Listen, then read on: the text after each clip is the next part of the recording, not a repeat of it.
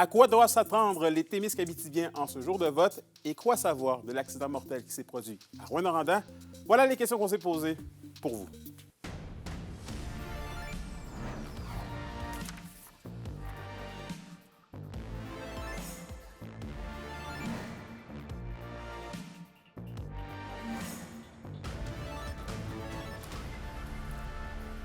Ici Anthony Dallaire et voici vos informations. C'est jour de vote d'un océan à l'autre aujourd'hui. Qu'est-ce qui nous attend ce soir, oui, dans la région? Alexandre Cabana est en studio pour nous en parler. Alexandre, bonsoir. Bonsoir, Anthony. Bonsoir, tout le monde. Bon, Alexandre, tu es allé faire un petit tour du côté des bureaux de vote, là. Est-ce que la réponse est bonne? Écoute, faut dire là, que dès ce matin, 9 h, apparemment, qu'il y avait des files de gens devant les bureaux de vote. Et depuis, ça n'aurait pas arrêté. J'ai parlé avec une employée d'Élections Canada et elle m'a confié qu'elle n'avait jamais vu un tel engouement pour aller voter. Il faut dire que déjà, c'était une tendance qu'on a observée dès le vote par anticipation. Les chiffres sont sortis. Et c'est près de 12 000 électeurs qui sont allés voter dans les derniers jours pour Abitibi, Baie-James, Nunavik-Ayu et plus de 9 000 pour Abitibi-Témiscamingue. D'ailleurs, je suis allé faire un tour du côté des bureaux de vote au centre des congrès de Rouyn-Noranda. Voici les réactions. Bien, écoute, c'est notre devoir de citoyen, je pense. On est obligé de le faire, puis c'est notre futur qui se décide en ce moment-là. J'ai fait la boussole électorale, puis pour vrai, ça l'a... Mon choix a été vers ce que je pensais déjà que j'allais faire, puis j'ai continué dans cette voie-là aussi. C'est la première fois que je vote, donc honnêtement, je trouve ça le fun quand même. On va voir, là, il n'y a pas des games de Canadiens, donc on va peut-être l'écouter. Bien, ça a tout le temps été important, mais cette année, c'est plus. C'est vrai qu'il y en a certains qu'on ne veut pas qu'ils soient au pouvoir. C'est surtout pour ça que je vais voter, qu'il y ait moins de votes pour eux. Et il faut le dire, Alexandre, mais les résultats du vote risquent d'être très intéressants dans la région, là. Oui, très intéressant et très serré, surtout du côté d'Abitibi, Baie-James, Nunavik et Ayu. La lutte sera extrêmement serrée entre la députée sortante et candidate du Bloc québécois Sylvie Bérubé et la libérale Mandy Goldmasty. La dernière prédiction de Canada 338 propose une avance de seulement 1 % aux libéraux à 35 % et le Bloc à 34 %.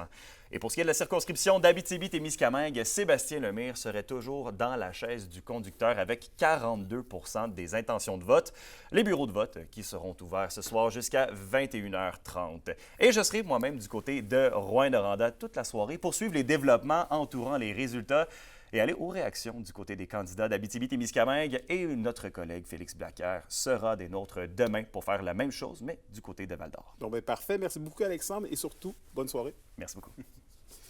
Et on poursuit avec une bien triste nouvelle. Un jeune homme de 17 ans a perdu la vie vendredi soir sur l'avenue Granada à Rouyn-Noranda alors qu'un véhicule l'a percuté en bordure de la route. William Maillé a les détails. C'est tout près de cet endroit qu'un adolescent de 17 ans a été happé mortellement vendredi soir vers 22 h 45. Le conducteur du véhicule, Tommy Roy, 39 ans, a ensuite pris la fuite avant d'être retracé et arrêté à son domicile par les policiers de la Sûreté du Québec. Le conducteur Tommy Roy, 39 ans, qui avait pris la fuite, fut arrêté chez lui pour conduite avec les capacités affaiblies ayant causé la mort ainsi que délit de fuite ayant causé la mort. Donc, il a été transporté au poste afin de fournir des échantillons d'haleine à l'aide de l'éthylomètre. Puis, les résultats ont donné un taux d'alcoolémie au-dessus de la limite permise par la loi. Le suspect fait face à des chefs d'accusation de conduite avec les capacités affaiblies ayant causé la mort, délit de fuite mortelle et menaces de mort envers les policiers. Plusieurs personnes que nous avons rencontrées trouvent que les automobilistes circulent à une trop grande vitesse dans ce secteur de l'avenue Granada. Ça rentre vite dans le rang, ça roule. Ah oui, c'est 70, puis sûrement que ça roule le 90 et plus. Pour sa part, cette autre personne qui se promène régulièrement avec son chien en bordure de cette route, la vitesse n'est toutefois pas un problème. Non, c'est pas si dangereux que ça. Oh non, on fait ça quasiment tous les jours, nous autres, puis ça a bien du bon sens. Dans le coin, on se rappelle tout de même encore du décès de 2 jeunes filles en août 2017 qui avaient également été happées mortellement en bordure de cette même route. C'est pas la première fois, puis ça sera peut-être pas la dernière, là. C'est ça qui est triste. Tommy Roy comparaissait à nouveau devant les tribunaux aujourd'hui et il est toujours gardé en détention. La couronne s'est opposée à sa remise en liberté. Il restera détenu jusqu'à son retour en cour le 2 mai. William Maillet, RNC Nouvelles, à Rouyn-Noranda. Et au culturel, le Centre de service scolaire Arikana lance aujourd'hui la 39e édition de la Semaine des arts au Théâtre des Esquerres. 1000 élèves de l'Arikana pourront mettre de l'avant leur talent en musique, chant, danse et théâtre. Au programme, il y aura plus de 60 numéros variés de plusieurs écoles primaires du territoire et de l'école secondaire d'Amos. En plus, l'harmonie d'Arikana et les chants-chœurs, de l'école de Saint-Viateur, vont interpréter quelques pièces musicales. Et au sport, malgré de bonnes performances lors des 2 premiers matchs dans le carré d'as, les Huskies reviennent de Moncton avec un retard de 2 matchs. Pour nous en parler et analyser le tout, j'ai bien évidemment en studio avec moi Gabriel Lemire du Balado sur la bande. Gabriel, bonjour. Salut Anthony. Bon, Gabriel, on va commencer par jeudi. OK, c'est pas nécessairement une défaite crève-cœur, mais presque, alors que les Huskies ont totalement dominé Moncton, mais ont quand même perdu 5-3. Exactement, le résultat. Le pointage ne reflète pas le match parce que les Huskies ont dominé 39-25 les tirs au but contre les Wildcats qui sont la meilleure équipe du circuit. Malheureusement, on a manqué d'opportunistes. On a eu plusieurs chances de marquer, un échappé de Rémi Gélina, une chance d'Antonin Véraud aussi.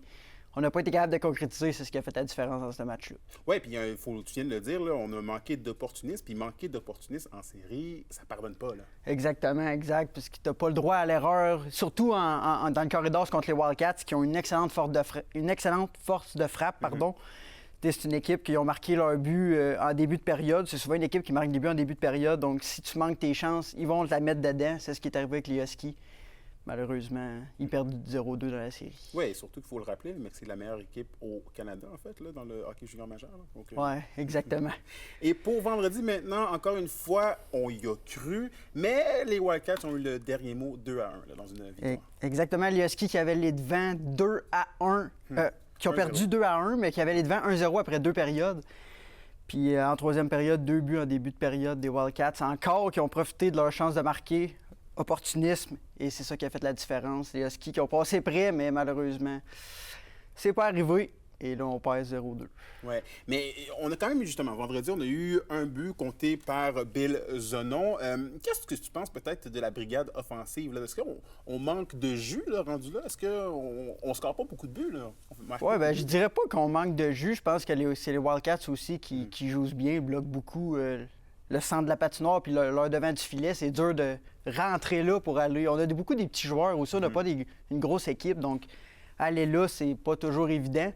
Les gars essayent, malheureusement, ça fonctionne pas, mais à continuer à jouer comme ça, on a peut-être des chances, ça va finir par rentrer, je suis convaincu que ça s'en vient. Parfait, puis une fois que ça c'est dit, comme tu dis, on accuse un retard de 2 matchs. Le prochain match est demain à l'Arena Glencar. Rapidement, là, qu'est-ce qui va être à surveiller pour ce match-là? Là? Qu'est-ce qui va être à surveiller? C'est sûr que c'est comment qu'on va commencer le match. Les Huskies, je pense que c'est ça qu'il va falloir faire. Ça va être important de dicter le match, faire comme qu'on a fait à Moncton contre les Wildcats. On a dominé ces matchs-là. On a extrêmement bien joué. Il faut faire la même chose. Puis je suis sûr que ça va bien se passer. Et faire confiance au 7e joueur, comme on dit. Exactement. ça va être très important. Là. Les gens de l'Abitibi, venez en grand nombre. Ça va être très important. Bien, parfait. Gabriel Lemire, je rappelle que tu es du Balado sur la bande. Merci beaucoup et bon match. Merci, Anthony.